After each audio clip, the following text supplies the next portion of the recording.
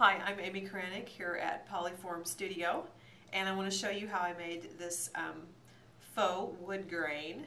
The colors I've chosen to use are chocolate, beige, gold, and tan, and I have those pressed through the pasta machine on the thickest setting and then stacked up.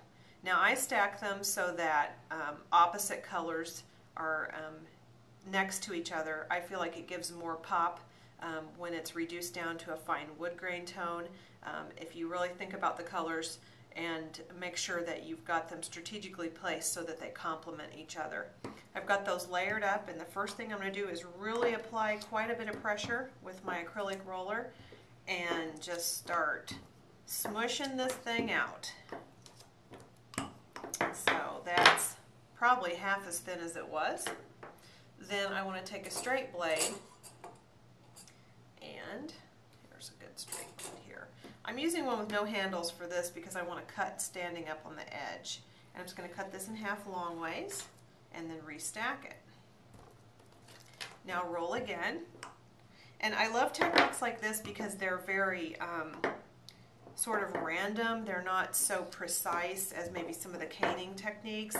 And what I mean is if it gets going all wonky and wobbly, it just doesn't matter. In fact, that probably helps make it look more like wood grain in the end if it's not so precise.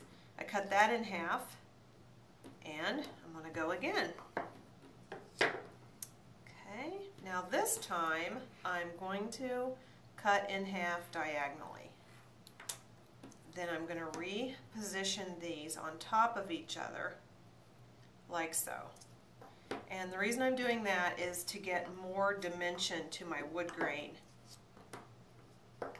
so that those layers, as you can see there, are bending and twisting and sort of surrounding each other, making it look less neat. I got one more cut to make, one more trim and pile, and iron that together. This time I want to start forming this up just a bit with my fingers. And here again, you don't have to be neat about this. You can be very random and not so precise. I love techniques like that. Okay, now we're ready to start seeing some of that wood grain come out. You're going to need a piece of clay, a scrap piece, preferably one of the colors that's in your wood grain combination.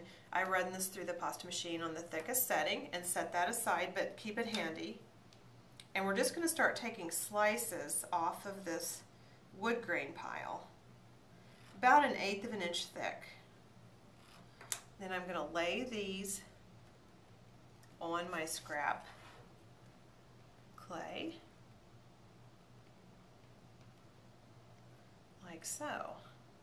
And I'm turning them every once in a while so that, like here, that's okay to see those two together, but I probably wouldn't want to do that all the way across.